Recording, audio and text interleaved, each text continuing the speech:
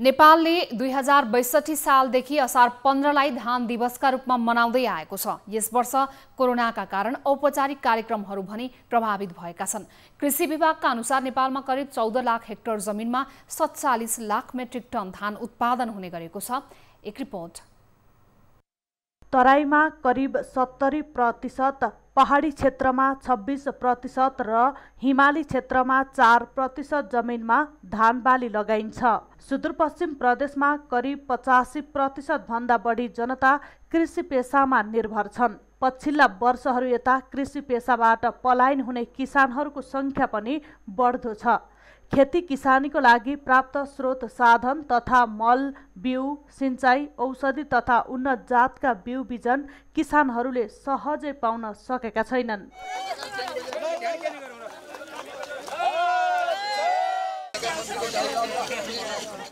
सुदूरपश्चिममा 1,88,000 hectare मध्ये 50% क्षेत्रमा धान रोपाई सकिएको छ।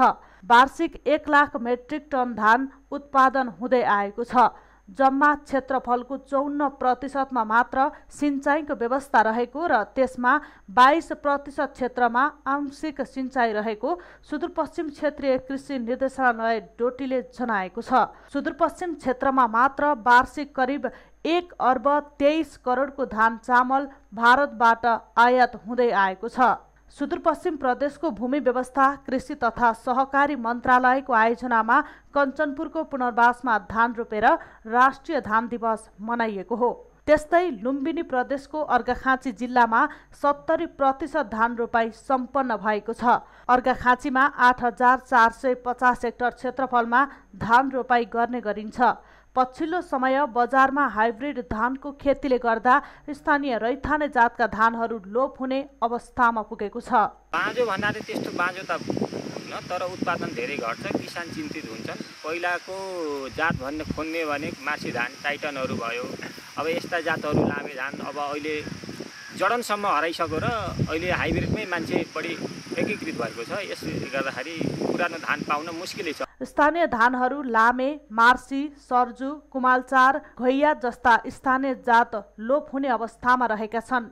उन्नत जातले 80%, हाइब्रिडले 15% र स्थानीय जातको 10% क्षेत्रमा धान खेती हुने गरेको छ। हाइब्रिडले केही समय उत्पादन बढाए पनि किसानको लगानी बन्ने र माटोलाई बन्जर बनाउने गर्दछ। उता बाँकेको जानकी गाउँपालिका वडा नम्बर 3 मा 18औं राष्ट्रिय धान दिवस भव्य रूपमा मनाएको छ। धान दिवसले किसानमा अझ ऊर्जा मिलोस् भन्ने उद्देश्यका साथ यस दिवसलाई उत्साहका साथ मनाइएको हो। सबैभन्दा ठुलो समस्या कृषकले उत्पादन गरेका बालीहरू पनि बिचौलियाले खाइदिने र उनको चाहिँ एउटा जहाँ बिक्री केन्द्र हुन्छ उनीहरूले त्यहाँसम्म पाउने पैसा पनि पाउँदैन। त्यो समस्याले पनि हो। अर्को के छ भने समयमा मल र समयमा बिउ नभएको नाताले पनि उनलाई यो खेती गरौँ कि नगरौँ भन्ने त्यो हिसाबले एउटा खड्दै राखेको अवस्था छ। असारको मध्यसम्म आइपुग्दा बाँकेमा 25% रोपाई सम्पन्न भएको छ, जुन गत वर्षको भन्दा करिब 15%ले बढी हो। गत वर्ष यस बेलासम्म करिब 10% आसपासमा रोपाई भएको थियो। बाँकेमा करिब 37,000 हेक्टर क्षेत्रफलमा धान खेती हुने गरेको छ। उता बागमती प्रदेशको चितवनमा समयमै मनसुन सुरु भएका कारण करिब 60% क्षेत्रमा रोपाई सकिएको छ।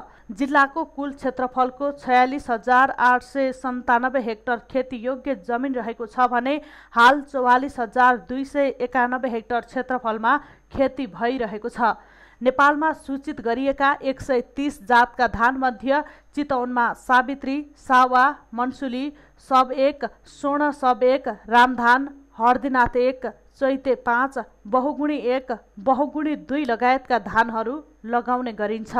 न्युज 24 टेलिभिजनका लागि कैलालीबाट टिभी जर्नलिस्ट सुशील ढुङ्गाना, अर्घाखाँचीबाट नवीन केसी, बाँकेबाट भगतराम थारू र चितवनबाट चरण महतोका साथमा केदार शर्माको रिपोर्ट।